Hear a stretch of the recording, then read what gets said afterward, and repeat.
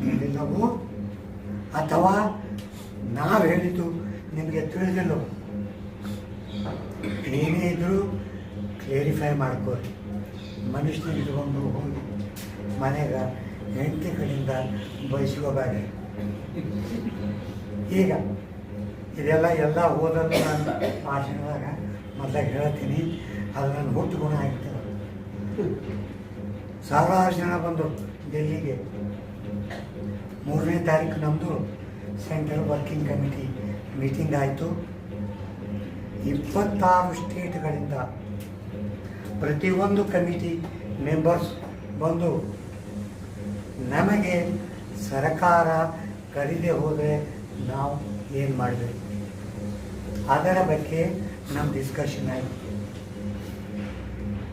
NAC ಘಟಕ ಏನದಲ್ಲ, ಇದು ಡೆಮೋಕ್ರೆಟಿಕ್ ವೇ ಆಫ್ ಫಂಕ್ಷನಿಂಗ್ ಮಾಡುತ್ತೆ.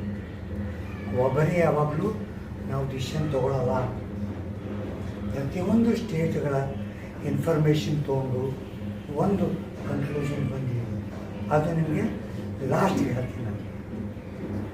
ಈಗ 4 ಮತ್ತು 5 ಜನಸಾಗರ ಹಿಂಗೆ ಬಂತು.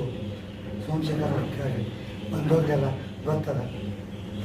7 ಸಿಸ್ಟರ್ಸ್, ನಾಗಾಲ್ಯಾಂಡ್, ಅಸ್ಸಾಂ, ಗುವಾಹಟಿ, ಪ್ರತಿಯೊಂದು ಹೇಳೋದು. ಕಾಶ್ಮೀರ್, ಪಂಜಾಬ್, ರಾಜಸ್ಥಾನ್, ಗುಜರಾತ್, ಹಿಮಾಚಲ್ ಪ್ರದೇಶ್, ಉತ್ತರಾಖಂಡ್, ಮಧ್ಯಪ್ರದೇಶ್, ಉತ್ತರ ಪ್ರದೇಶ್, ಮಹಾರಾಷ್ಟ್ರ, ಕರ್ನಾಟಕದ ಎಲ್ಲ ಸೌತ್ ಇಂಡಿಯಾದು ಎಲ್ಲ ರಾಷ್ಟ್ರಗಳು, ಪ್ರತಿಯೊಂದು ಸ್ಟೇಟ್ಗಳಿಂದ ಜನರು ಬಂದಿದ್ದರು. ಯಾಕಂದ್ರೆ ಅವ್ರಿಗೂ ಸಾಕಾಗಿ ಹೋಗ್ತದೆ. ಇನ್ನು ಎಷ್ಟು ಹೊಡೆದಾಡೋದು ನಾವು. ತಪ್ಪು ನಮಗೆ ಎಲ್ಲಾಗಿದೆ ಅದನ್ನು ಕೇಳಿ. 1995 ಈ ಪೆನ್ಷನ್ ಸ್ಕೀಮ್ ಪ್ರಾರಂಭ ಆಯಿತು. NAC ಹುಟ್ಟುಕೊಂಡಿದ್ದು ಯಾವಾಗ? 2017. 1995ರಿಂದ 2017 22 ವರ್ಷ ಎಲ್ಲರೂ ಮಲ್ಕೊಂಡ್ಬಿಟ್ಟಿದ್ರು. ಯಾರಿಗೂ ಬೇಕಾಗಿದೆ. ಆವಾಗ ಸರ್ಕಾರಿ ಅಂತ ತಿಳ್ಕೊಂತು, ಇವ್ರಿಗೆ ಯಾರಿಗೂ ರೊಕ್ಕ ಬೇಕಾಗಿಲ್ಲ, ಇದು ನಂದ ರೊಕ್ಕ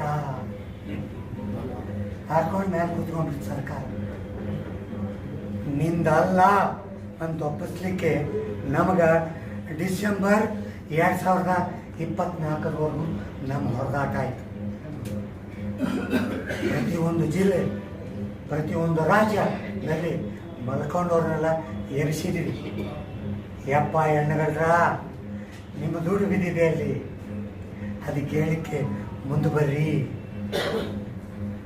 ಆವಾಗ ನಮ್ಗೆ ಸರ್ಕಾರ ಡಿಸೆಂಬರ್ 2024 ಒಂದೇ ಒಂದು ಸಂಘಟನೆ ಅಂದ್ರೆ ನ್ಯಾಷನಲ್ ಎಜುಕೇಷನ್ ಕಮಿಟಿನ ಸರ್ಕಾರ ಡಿಸ್ಕಷನ್ ಕರೀತು.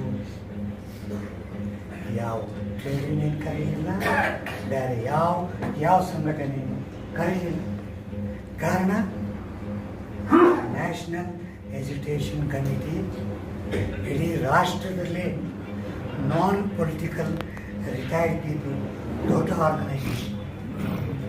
ಇದಂಥ ಸಂಘಟನೆ ಜಗತ್ತಿನಲ್ಲಿ ಇಲ್ಲ.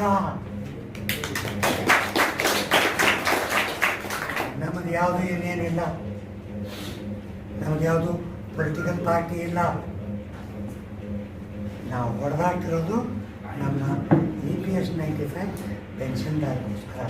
ಅದೇನು ರೆಸ್ಪೆಕ್ಟೇಬಲ್ ಪೆನ್ಷನ್ ಅಂದರೆ ರೆಸ್ಪೆಕ್ಟೇಬಲ್ ಕನ್ನಡ ಏನಂತೀವಿ? ಒಂದು ಗೌರವದಿಂದ ಕೊಡ್ತಕ್ಕಂಥ ಒಂದು ಪೆನ್ಷನ್. ನಾನು 20,000 ಕೊಡು, 50,000 ಕೊಡು ನಾವು ಕೇಳ್ತಾ ಇಲ್ಲ. ಒಂದು ಗಂಡ ಒಂದು ಹೆಂಡತಿಗೆ 2 ಹೊತ್ತು ಊಟ, ಒಂದು 2,000-3,000 ರೂಪಾಯಿ ಮನೆ ಬಾಡಿಗೆ ಹಿಡ್ಕೊಂಡು ಸತ್ತ ಮೇಲೆ ಅವನು ಏನು ದೇಹ ಕಟ್ಟಿಗೆ ಖರೀದಿ ಮಾಡ್ತಾನೋ, ಕುಣ್ಯಾಗ ಕೂಡ್ತಾನೋ, ಅವನ ರೊಕ್ಕದಿಂದ ಅಷ್ಟೇ, ಬೇರೆ ಏನಿಲ್ಲ. ಇದಕ್ಕೆ ನಾವು ಹೊರಡಾಗತ್ತೆ, ಬೇರೆ ಎಲ್ಲದಕ್ಕೂ ಹೊರಡಾಗ್ತಾ ಇಲ್ಲ. ಯಾವ ವಿಧಿಗಳು ನಮ್ಮ ನಡುವೆ ಬರ್ಲಿಕ್ಕತ್ತಾವ, ಯಾಕೆ ಆಗ್ತಾ ಇಲ್ಲ?